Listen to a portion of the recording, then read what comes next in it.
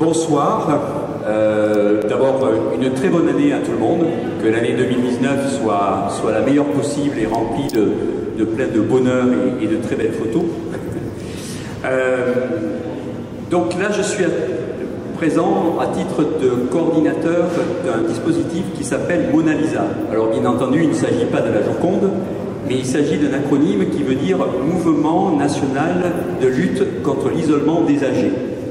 C'est un problème de société qui est de plus en plus marquant, c'est qu'on a de plus en plus de personnes âgées, isolées, et qui ne sont pas forcément connues ou repérées, parce qu'elles ne vont pas faire de bruit, c'est pas marqué sur son front qu'on est isolé. Et c'est important qu'on puisse aussi avoir un autre regard sur notre société qui est vieillissante. Il faut savoir que dans notre département du Gard, une personne sur 4 va avoir en 2020 aura plus de 65 ans. Donc ça veut dire qu'on a une population, on a de plus en plus de centenaires. Or c'est sûr que l'isolement, ça ne touche malheureusement pas que les personnes âgées, mais là, notre mouvement, il s'agit de s'occuper d'abord des personnes âgées qui sont de plus en plus nombreuses et de plus en plus isolées. Alors, bien entendu, c'est une association nationale et nous avons créé en 2015 une coopération qui regroupe des institutions, des gros réseaux associatifs, des professionnels, mais allant vers le même sens, c'est-à-dire se mobiliser et trouver des moyens pour avoir une dynamique et lutter contre l'isolement de ces personnes âgées dans tout le territoire du département, que ça soit en ville, parce que l'isolement touche l'urbain, le rurbain et le rural. Donc on a organisé depuis 3 ans la formation de bénévoles, on a créé des équipes citoyennes de bénévoles qui sont suivies, appuyées, mais il nous manquait une chose, c'est de faire connaître le plus possible Mona Lisa et d'amener tout citoyen lambda du Gard à avoir un autre regard sur la personne âgée, un autre regard sur la vieillesse, un autre regard sur l'isolement et faire connaître aussi notre mouvement. Et l'idée nous est venue, et avec l'association des petits frères des pauvres qui a eu l'idée au départ, c'est de reprendre un événement qui avait eu lieu sur une ville du 93 et avec le photographe que vous devez certainement connaître, JR.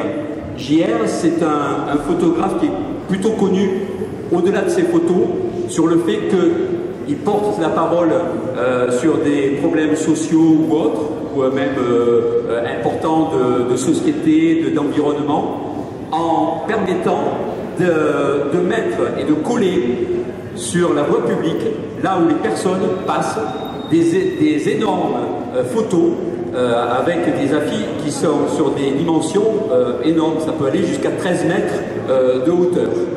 Donc l'idée nous est venue de se mobiliser pour, parce qu'on cherche un événementiel, à faire la même chose sur le département du Gard, mais au lieu de le faire sur une seule ville, on l'a proposé avec l'objectif de le faire sur au moins 15 territoires différents du département en même temps, et avec l'objectif aussi d'avoir mobilisé 120 personnes âgées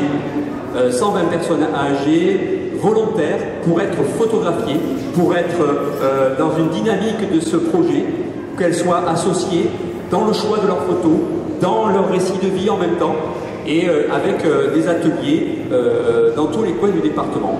Et bien naturellement, j'en ai parlé à mon amie Françoise Brédoire, qui est une passionnée de la photo, et vous la connaissez comme moi. Malheureusement, la pauvre, elle est clouée dans son lit ce soir, mais c'est grâce à Françoise que j'ai pu croiser Objectif Image 30, que je connaissais par ailleurs du fait que, comme des soirées comme aujourd'hui, j'ai toujours pu venir. Et avec Yannick et son équipe, eh bien, nous avons fait des réunions pour voir comment on pourrait faire et comment associer l'association. Et l'association s'est associée en allant dans plusieurs séances de photos des personnes âgées mobilisées dans ce cadre-là. Et aujourd'hui, on peut dire qu'on a atteint largement nos objectifs, puisqu'on en est à 140 personnes âgées qui ont été photographiées.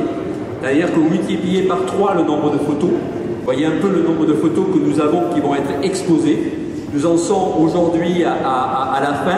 Ça veut dire que toutes les photos maintenant qui ont été choisies vont remonter vers JR qui va faire les tirages.